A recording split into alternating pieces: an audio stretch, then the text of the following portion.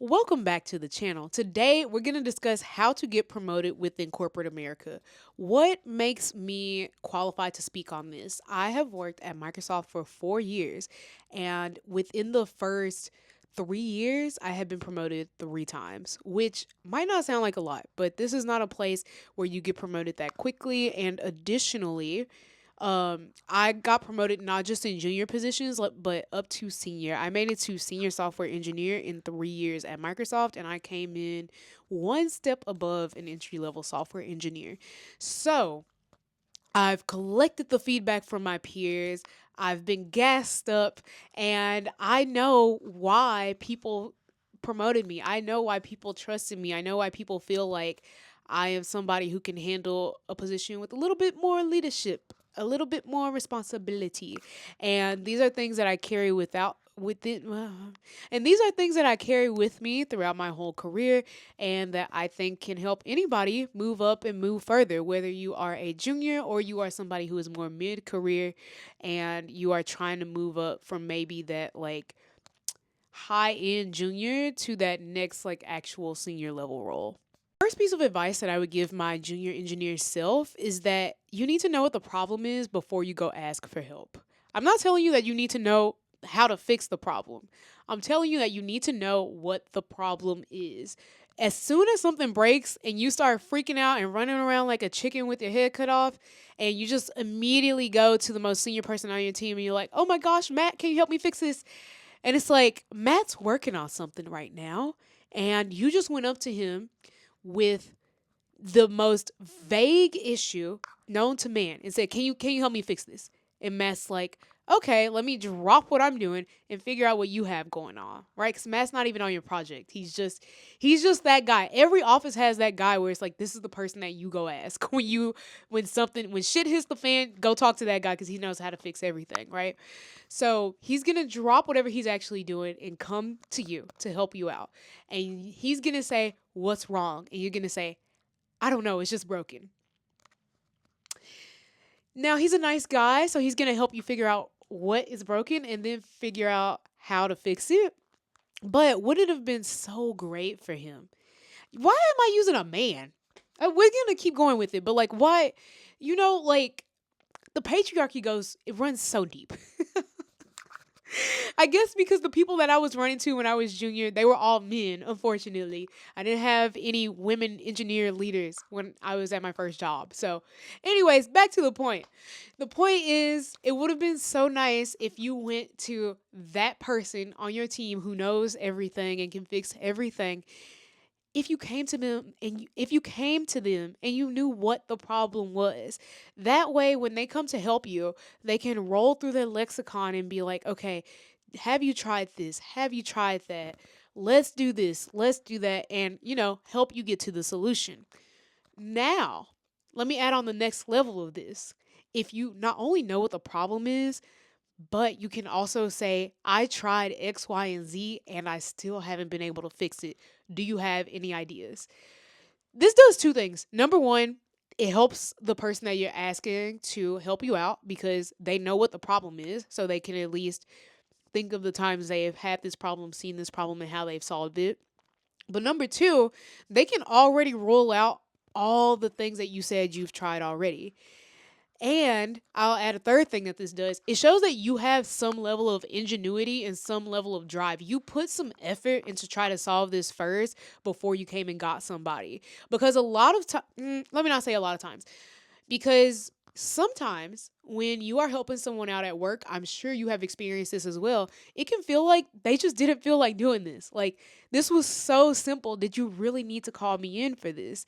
And when you are a fresh grad, new to the team, all of that kind of stuff, like, people expect you to ask those kind of questions. People expect you to ask questions that have obvious answers because they wouldn't be obvious to you because you're new. But once you are like 8 months, a year in, people are going to expect you to have some level of problem solving skills to where you can diagnose the problem a little bit first before you immediately come and ask for help. And this takes me to my next point, which is to make it easy to help you. So when you come to me and you already know what the problem is and three. I don't know. Three. I'm feeling three right now. And you can tell me what you've already done to try to solve it. That makes it so much easier for me to help you. It is such a joy to help somebody who has already tried to help themselves. You know that this person is genuinely coming to you after racking their brain, after putting all their effort into it. You know that your context switching is going to be worth it. And at the end of the day, I feel like you know that they're going to be grateful for you helping them out versus like if you just go to somebody with just a problem. I don't know how else to say this, but it almost gives entitled. Like, oh, you think that this person just has to help you. Newsflash, buddy. They don't get paid to help you. They get paid to do their job. And so them helping you is an extra piece of effort for them that takes away from their work and the impact that they're making. And a lot of people don't mind helping you, okay? So don't be afraid to ask for help. There's nothing wrong with asking for help. But making it easy to help you will make you stand out. They will remember you. The next time you come and ask for help, they won't be like, give me 30 minutes, give me an hour. They'll be like, oh yeah, I got a few minutes. Let me see. What can I do for you? What do you need? You know, if you keep getting put on the I'll get to you in 30 minutes, you might be the person that's asking like way too basic of a question, right? If people don't immediately let me put you on game real quick. Let me put you on game. When somebody is trying to train you to try a little harder or to like use your resources or they know that the answer is really simple, sometimes they will leave you on red. Sometimes they will just wait to see if you solve the problem yourself, right? Before they respond to you. So if you feel like that happens to you a lot, that probably means that you are asking really, really base level questions that people feel like I'm not stopping my day to help this person. I'm not trying to be mean. I'm not trying to make you feel bad. I'm just telling you what I know, what people have told me before. Okay? So show that you've put in some effort, show that you have a little gratitude, make it easy to help you. Come to people with problems, not fires, right? Not these huge, vague misunderstandings. And they will like you so much more and they will remember you and they will not hesitate to help you out. Number three is to speak up when you see something kindling. So I know this is me personally. I think more women deal with this issue than men do. But when you are new to an environment and you might see something that you perceive to be a problem, you can hesitate to call it out because you're like, oh, maybe that's how it's supposed to be. Maybe that's how it's done here. Or if you ask somebody about like a practice in the office and they say, oh, yeah, it's just always been that way. And you kind of leave it at that. You're like, oh, okay, well, they've always done it this way. It's better to ask for the lore, right? It's better to ask why something is the way that it is. Nobody's going to judge you. I think most people are just going to assume that you are curious or nosy, and that's fine. You want to know, you want to learn. You know, we need learners in the world. But if you are one of those people who is a little bit more shy, or like you don't like to be wrong, or you don't want to seem like you're overstepping, asking why something is done the way it is, or even giving an idea in a way that's more of like you're pitching it than more of you are like saying like, oh, we definitely need to do this because this project is shit and it's terrible and I don't know why y'all do it this way. Like people are way more receptive to that, and that's how you become known as like more of an ideas guy or more of an ideas gal. Again, with like the masculine pronouns of it all. But that's just kind of, you have to speak up. You have to say something. And additionally, I will say don't be the person that only speaks up when there's something bad happening, when it's something negative. Also, give your ideas when it's just time to brainstorm, right? Be the person that helps build it as well. There's so many times and opportunities for you to speak up. And especially when you're newer, right? You have a different lens. You have a different brain. You haven't yet molded to the way that the team works. And so when you've been working on something for a really long time, it's easy to get stuck in one mindset and not be able to see like the cracks or be able to overlook those tiny details that you just don't think about anymore because you are so in the swing of things. And when I say you, I mean people like me, people who have been on their team for a while, people who just are used to the program. So share your ideas. If you see something that is possibly bad about to happen, speak up about it. Say something. Basically, just make your voice heard. Don't talk just to hear yourself talk. But when you actually have something to say, say it and deliver it in a nice way. And people will remember that, like, oh, yeah, she had this idea. And here's the thing, it doesn't have to be a good idea. It just has to be an idea. They don't even have to use it. But the next time somebody's racking their brain and they're like, man, I just can't think of how to solve this problem, they'll be like, go ask this person what they think about it because they had an idea in that one meeting and that was actually kind of good. So let's see what they think about this. You stay in their minds, right? Be there, be heard, Don't just be a little fly on the wall. Okay, number 4 is really important in like so many office settings. And the simple way to say this is don't be an asshole. The very long drawn out way to say this is don't assume that you're the smartest person in the room. Don't assume that because things are broken or they don't run as well as they could, that everybody is just complacent and happy and has no cares to fix it. Don't assume that before you got on the team, everything was just shit. Okay? Don't assume that. Unless you were literally hired and they said, "Hey, everything is shit and we need you to help fix it."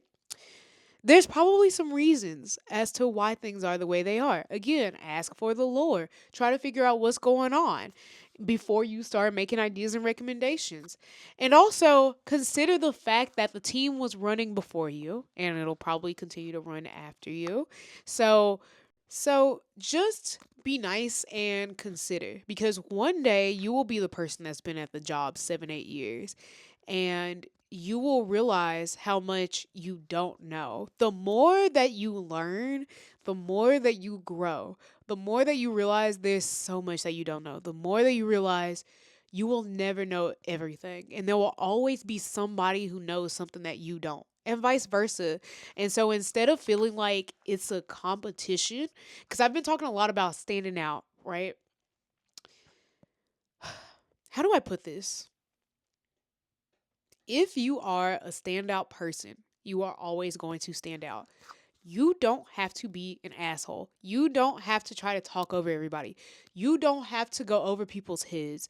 You don't have to do anything besides do the work and be yourself. And people will notice you, right? People will start to recognize what kind of person you are, what kind of work you are, what kind of teammate you are. You don't have to force it.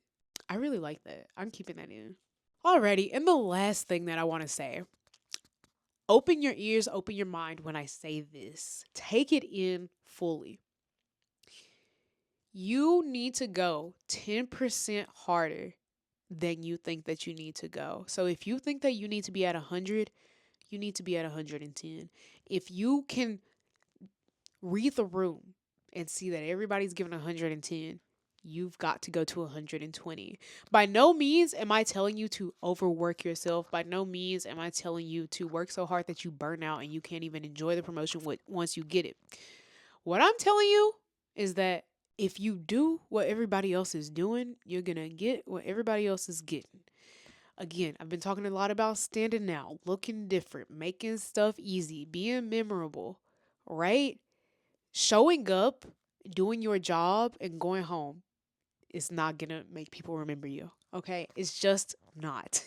Like somebody telling you exactly what to do and you doing that exact thing is not what's gonna get you to the next level. Somebody telling you what to do, you doing it in a good amount of time, you doing it in if a really efficient way that has never been done before, you doing it in a way that really improves the team. That's what makes the difference. People in my lifetime, in my career, rarely have I been called out for the actual thing that I made. And I mean me specifically because first of all, how many people really work in a place where you do all the work for one thing, right? It's always going to be the collective team being congratulated for the project that was delivered, right? But how people see you individually has so much more to do with how you work and how you treat people than it does to do with the things that you deliver. You must deliver things. That is a must. Every single person at your job has to deliver things. That is just, it's non negotiable, right? But everybody delivers things differently. And that is what's going to make you stand out. So, on those days where you think, oh, I'm just going to do the bare minimum today, do not let your bare minimum days outweigh the days where you really try, where you really put in some effort. And we can talk all day about how corporations don't love you and, they'll have your job description, uh, your job role out on LinkedIn before you are even in the ground good. We could talk all day about that. There's the way that the world should be and the way that it is. And the way that it is that you've got to put in a little more effort. You've got to show that you actually care, that you want to be here. Because let's think about this. And it's getting a little long, but this is the last thing I'm going to say, I promise. Let's say that there's you and there's another person, we'll call them Selena. There's you and there's Selena. On paper, you and Selena are the exact same. Like, y'all have all the same qualifications and y'all work on the exact same things. But you are way more efficient with your time, and you also make time for your coworkers to say good morning and have little conversations about their personal lives and stuff like that. Getting to know people, whether it's through their careers or just through personal life, right?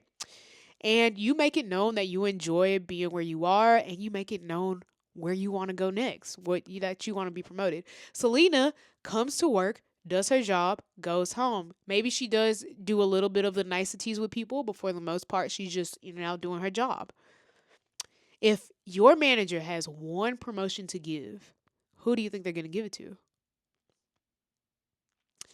They're going to give it to the person who seems more invested in the company, because the other thing is promotions are also about retention, right? Like, they want you to stay, they want you to be happy where you are. So it seems like, if it seems like you're going to be miserable no matter what, why would they waste a promotion on you? Now, that last part is not scientific. This is just a guess. This is just what I think about.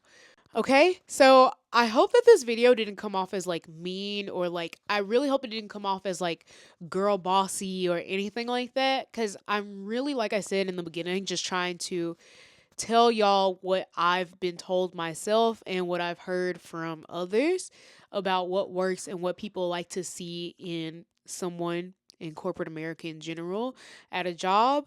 Um, I'm not saying overwork yourself, but I am saying you do have to kind of be built different. And if you are not showing that you're built different, don't worry, the promotions will come. They will just take quite some time. Um so yeah, and I guess the truly last thing that I'm going to say, you need to ask for that promotion. That you have to. I mean, I step in the room, my first one-on-one, I'm like, "Hey, this is what I want to do. This is where I'm trying to go. Are you with me or not? Should I move on? Let me know." You know? Ask for that promotion. It's very important. Put it on the table, say that you want it, and in your mind, claim it as yours and start moving like that person that has that promotion already. Okay, this video is way longer than I ever wanted it to be. So thank you so much for watching. If you have thoughts, questions, comments, leave them in the comment section, and I'll see y'all later. Bye.